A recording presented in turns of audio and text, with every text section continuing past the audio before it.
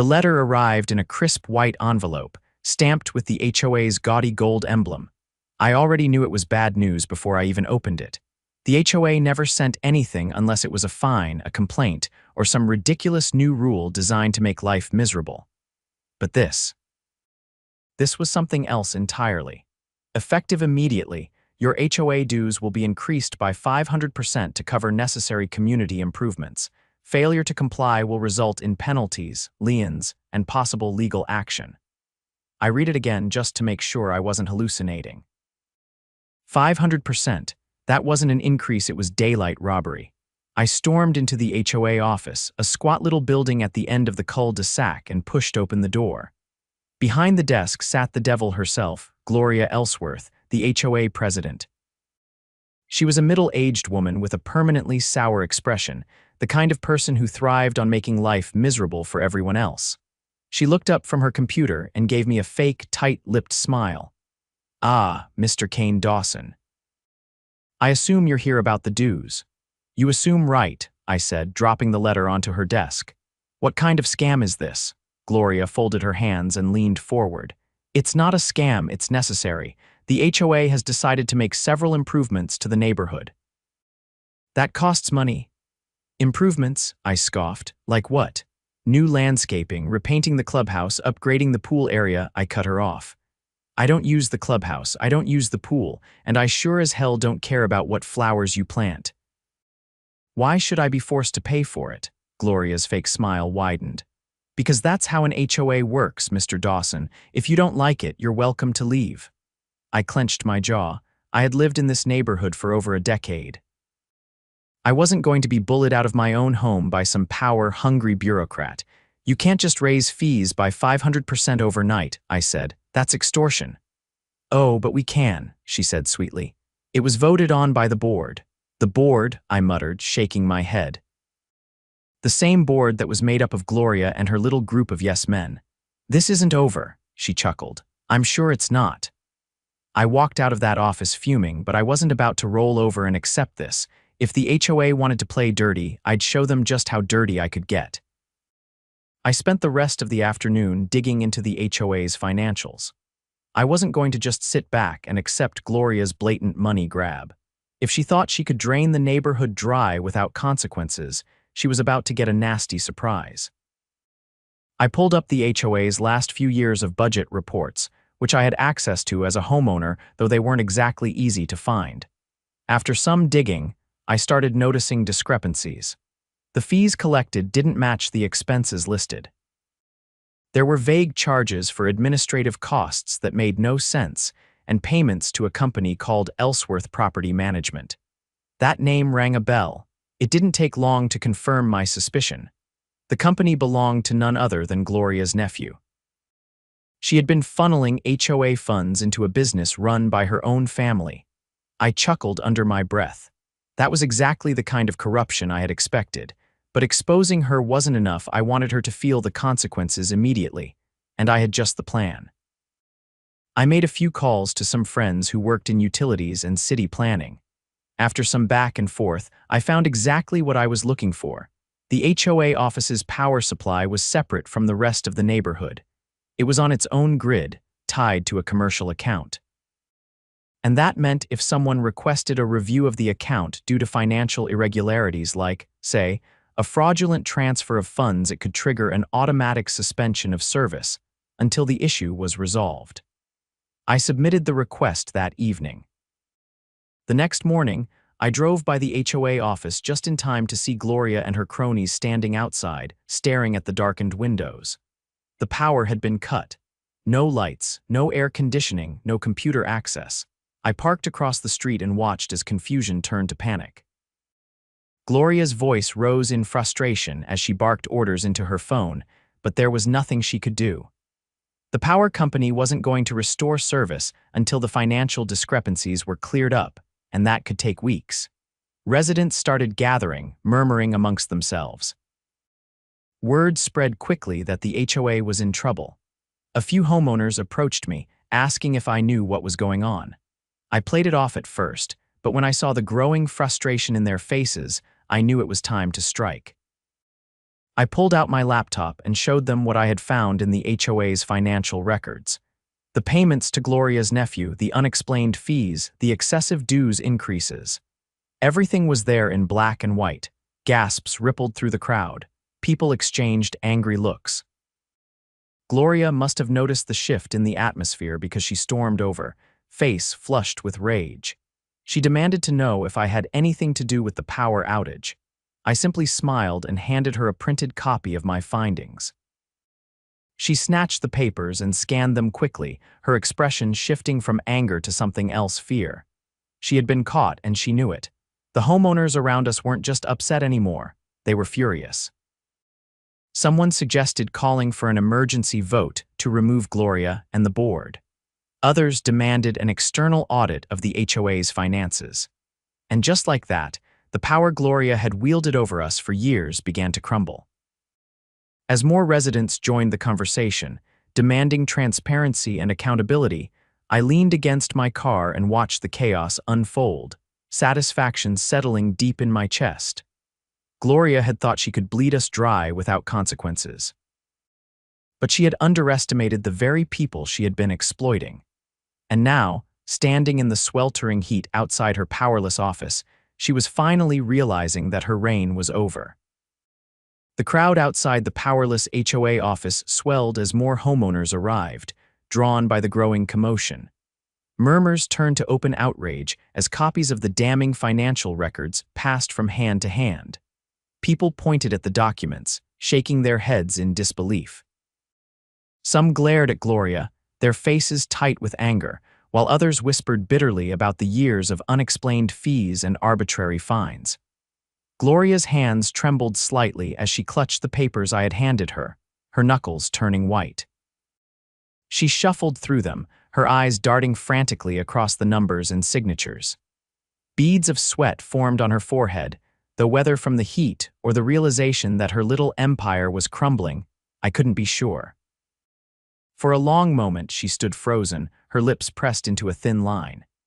Then, as though flipping a switch, she straightened and attempted to regain control. Her voice rang out over the crowd, sharp and commanding, but there was an unmistakable edge of desperation beneath the surface. She insisted that the documents were being misinterpreted, that the payments to her nephew's company were legitimate, and that the increased dues were necessary for the community's upkeep. She claimed that everything had been approved through the proper channels, and if people had concerns, they should schedule an appointment to discuss them privately. That was the final straw. A middle-aged man near the front of the group, a retired contractor named Bill, stepped forward. His voice carried weight, honed by years of managing construction crews and negotiating with stubborn clients. He reminded everyone that the homeowners had a right to call for an immediate vote to remove the HOA board if there was evidence of financial mismanagement. He referenced the very bylaws Gloria had used as a weapon against us for years, citing the clause that allowed residents to demand a special election with enough signatures. Hope flickered in the eyes of those gathered, quickly replaced by determination. People nodded in agreement, and someone pulled out a clipboard and a stack of blank petition forms. Gloria's composure cracked. Her mouth opened and closed, but no words came out. Her gaze flicked from one homeowner to the next, realizing that the control she had wielded for so long was slipping through her fingers like sand. A woman named Angela, who had lived in the neighborhood longer than anyone else, spoke up. Her voice was steady, unwavering. She reminded everyone of the countless times the HOA had issued unfair fines, enforced rules selectively, and dismissed complaints from residents who couldn't afford to fight back. She spoke about the elderly couple who had been threatened with foreclosure over a minor landscaping violation, the single mother who had been harassed for having a child's bicycle in her driveway, the veterans who had been told they couldn't fly the American flag outside their homes. More voices joined in, each one adding to the growing list of grievances. Gloria took a step back, her carefully maintained mask of authority crumbling. She tried to argue, to insist that the homeowners were being irrational, but the crowd wasn't listening. The petition filled with signatures faster than I had expected. People lined up to add their names, their faces set with determination. The momentum was unstoppable. Then, a low, amused voice cut through the noise. It was a man I had never seen before, standing near the back of the group. He was tall, dressed in business casual attire, and carried a leather briefcase. He introduced himself as an attorney specializing in HOA litigation. Apparently, he had been invited by one of the homeowners who suspected trouble was brewing. He calmly explained that given the evidence of financial misconduct, the board could face legal consequences beyond just removal. If homeowners pursued a lawsuit, they could recover misused funds and possibly dissolve the HOA altogether if corruption was proven. That sent a ripple through the crowd, excitement mixed with righteous fury. Gloria's face drained of color. Her fingers clenched the stack of documents like they were the only thing keeping her upright. She stammered something about needing to consult with legal counsel, but her words barely registered. The homeowners weren't waiting for her permission anymore. A vote was scheduled for that very evening, using the emergency provisions in the bylaws. Volunteers spread the word, knocking on doors and sending messages to every resident in the community. As the sun dipped below the horizon, the neighborhood gathered in the park near the now darkened HOA office. A folding table was set up with ballots, and residents cast their votes one by one.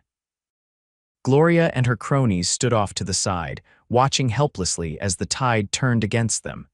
She had ruled through intimidation and bureaucracy for years, but none of that mattered now. When the final count was announced, the results were overwhelming. Gloria and the entire board had been voted out. A cheer erupted from the crowd. People clapped each other on the back, shaking hands and celebrating. For the first time in years, there was a sense of unity among the homeowners, a shared relief that the nightmare was finally over. Gloria didn't wait for a formal dismissal. She turned and walked away, her shoulders hunched, her face blank. No one stopped her. In the following days, an audit was launched into the HOA's finances, revealing even more shady dealings. The attorney helped the homeowners file a lawsuit, and within months, the HOA was dismantled entirely. With the restrictive rules and outrageous fees gone, the neighborhood flourished. People painted their houses the colors they wanted, decorated their yards without fear of fines, and enjoyed their homes without the constant threat of HOA interference. As for me, I installed a new set of floodlights in my driveway just because I could. And every time I flipped them on, basking in the warm glow of freedom, I couldn't help but think back to the night the HOA had been plunged into darkness. Poetic justice at its finest, in the days following the vote, the neighborhood pulsed with a kind of energy I hadn't seen in years. People who had once kept to themselves were suddenly chatting with their neighbors, making plans for improvements that actually mattered to them, and exchanging ideas on how to keep the community in good shape without the iron fist of the HOA. The tension that had loomed over the streets like a storm cloud had lifted, replaced by a fresh sense of possibility. Of course, Gloria didn't just disappear overnight. She might have lost her position, but she wasn't the type to go down without trying to claw her way back up. I spotted her a few times, skulking around the neighborhood, speaking in hushed tones with the few remaining loyalists she had left. They were the same people who had benefited from her reign, those who had mysteriously avoided fines while others had been buried under them. But they were vastly outnumbered now, and they knew it. The day after the vote, a locksmith arrived to change the locks on the HOA office. The community hired an interim committee to secure records and begin the transition process. The attorney who had advised us suggested filing a formal injunction to prevent Gloria or any of her former board members from interfering with financial matters until a full audit was completed. That same afternoon, a process server showed up at Gloria's house with paperwork. She refused to take it at first, but the law didn't care about her pride. The documents were taped to her door, legally served whether she liked it or not. A few days later, I was in my garage when Bill, the retired contractor, dropped by with a grin that told me he had news. He wasted no time diving into it. The audit had uncovered even more financial misdeeds than we had initially suspected. The payments to Gloria's nephew's company were just the tip of the iceberg. There were inflated invoices for landscaping services that had never been performed, maintenance costs that didn't align with any actual work done, and even a suspicious consulting fee that had been paid out to a shell company, one that, upon closer inspection, traced back to an account in Gloria's name. She had been siphoning off money for years, and now the paper trail was undeniable. Bill leaned against the workbench in my garage, shaking his head in disbelief. The HOA had been sitting on a reserve fund that was supposed to be used for emergencies, yet it had been nearly drained by Gloria's schemes. That 500% dues increase. It had never been about improving the community. It was a last-ditch effort to cover up the financial black hole she had created before anyone could notice. But now, everyone knew. The community wasted no time filing a formal lawsuit against Gloria and the former board members who had enabled her. The attorney helped draft the case, citing fraud, embezzlement, and breach of fiduciary duty. The evidence was airtight, and the case moved forward swiftly. As the legal battle unfolded, the neighborhood underwent a transformation. Without the HOA breathing down our necks, people took pride in their homes again, not out of fear of fines, but because they wanted to. Yards that had once been forced into uniform monotony blossomed with individuality. Driveways were no longer battlegrounds for nitpicking violations. That old clubhouse Gloria had insisted needed costly renovations. It turned out the structure was perfectly fine. A few volunteers patched up minor wear and tear, and suddenly, it was a usable space again. One evening, as I sat on my porch, enjoying the hum of a neighborhood that finally felt like home, Angela stopped by with an update. She had been tracking the court proceedings closely, and things were not looking good for Gloria. The judge wasn't buying any of her excuses. The lawsuit had unearthed even more damning details. Not only had she been misusing funds, but she had also been manipulating property values to benefit herself and her allies. Several homeowners who had mysteriously received lower than average appraisals when selling their homes. That had been orchestrated to allow Gloria's associates to buy properties at a discount. The court ordered a forensic accountant to go through every transaction, and by the time they were done, the estimated damages exceeded hundreds of thousands of dollars. Gloria had no way out. A few weeks later, she was formally charged with fraud and financial misconduct. The court froze her assets, and she was forced to surrender her house to cover part of the restitution. It was poetic justice. She had spent years using the HOA to control others, and now she was being stripped of everything she had gained through corruption. The final blow came when her nephew's fraudulent property management company was exposed. He had been receiving HOA funds for non-existent services, and under legal pressure, he turned on Gloria to save himself. His testimony sealed her fate. The day Gloria officially moved out, the neighborhood gathered to watch. She loaded what little she had left into a car with a hollow expression. There were no goodbyes, no sympathetic glances, just the quiet satisfaction of a community that had reclaimed its freedom. As her car disappeared down the street, Bill let out a long whistle and turned to me. "Never thought I'd see the day," he said. "Neither had I." With Gloria gone, the lawsuit concluded, and the HOA officially dissolved. We were finally free. The neighborhood had endured years of control, but in the end we had won. Not just by removing her, but by proving that a community could stand together and take back what was theirs. And as I looked around, seeing my neighbors laughing, talking, and enjoying their homes without fear, I knew one thing for sure. We were never going to let anyone like Gloria rule over us again. With Gloria gone and the HOA dismantled, the neighborhood felt like an entirely different place. The oppressive atmosphere had lifted, and for the first time in years, people had control over their own homes. Instead of worrying about arbitrary fines or ridiculous regulations, neighbors focused on improving the community in ways that actually made sense. But despite Gloria's departure, there were still loose ends to tie up. The legal battle had concluded, but the damage she had caused needed fixing. The financial mismanagement had drained resources, and while we had recovered some of the stolen funds through the lawsuit, there was still work to be done. Angela, Bill, and a handful of other homeowners took the lead in organizing a plan for moving forward. Without an HOA dictating every detail, we had to figure out a way to maintain shared spaces without falling into the same cycle of corruption. No one wanted another power-hungry group taking over. A town hall meeting was called at the park, drawing nearly every resident.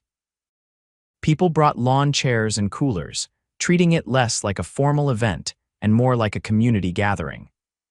The air buzzed with excitement rather than frustration, a stark contrast to the tense meetings we had suffered through under Gloria's rule. Angela stood in the center, addressing the group while Bill held a clipboard, taking notes on suggestions. People threw out ideas for keeping the neighborhood in good shape without reinstating an HOA. Some proposed a voluntary association with clear, limited responsibilities, while others suggested splitting maintenance duties among willing participants. One of the biggest concerns was the shared spaces, the clubhouse, the playground, and the small green belt that ran through part of the neighborhood. Without an HOA, there was no longer an official budget for upkeep. But rather than arguing, people began volunteering resources. A retired landscaper offered to maintain the green belt at cost. A group of parents formed a committee to handle playground repairs. Even the old clubhouse, which had once been a symbol of HOA overreach, was repurposed as a free-use space that anyone could reserve without interference. The most surprising part: everything started running more smoothly than it ever had under Gloria. Without pointless bureaucracy and personal vendettas dictating decisions, people actually wanted to contribute. Instead of being forced to pay exorbitant fees for services they didn't need, homeowners could choose to help in ways that made sense for them. Meanwhile, I had my own project to handle. With Gloria's financial crimes exposed, there was still the matter of what would happen to her house. The court had seized it to cover part of the restitution, and it was set to go up for auction. I had no interest in buying it myself, but I knew someone who did. A few days before the auction, I met with a local nonprofit that specialized in helping veterans and low-income families secure affordable housing. After explaining the situation, they were more than eager to place a bid. The idea of turning Gloria's former home into a safe haven for someone in need was too perfect to pass up. When the auction day arrived, several of us showed up to witness it. Gloria was nowhere in sight. She had disappeared entirely after the lawsuit, likely too ashamed to show her face. Watching her house be sold off felt like the final nail in the coffin of her reign. The nonprofit won the bid, and within weeks, renovations began. The house was transformed, stripped of the gaudy, unnecessary modifications Gloria had made to distinguish herself from the rest of us.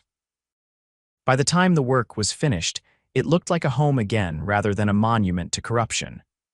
The family that moved in was a young couple with 2 kids, both parents working in public service. They had been struggling to find affordable housing, and the nonprofit's assistance gave them the opportunity they needed. Seeing them settle in, watching their kids ride bikes in the driveway without fear of some ridiculous HOA complaint, was the final victory. Gloria had spent years dictating how the neighborhood should function, convinced that her vision was the only one that mattered. But in the end, it was the people she had tried to control who proved that a community could thrive without her interference. As I sat on my porch that evening, watching the sun dip below the rooftops, I realized that the battle wasn't just about defeating an HOA, it was about proving that people could govern themselves without greed or power games ruining everything. And as far as I was concerned, we had won. With Gloria gone and the neighborhood thriving, life settled into a rhythm that felt unfamiliar at first one, without the constant pressure of arbitrary rules and petty fines. People repainted their homes in colors that had once been deemed unacceptable. Families planted whatever they wanted in their yards, and the old clubhouse, once a hollow monument to HOA control, now buzzed with life as a shared community space.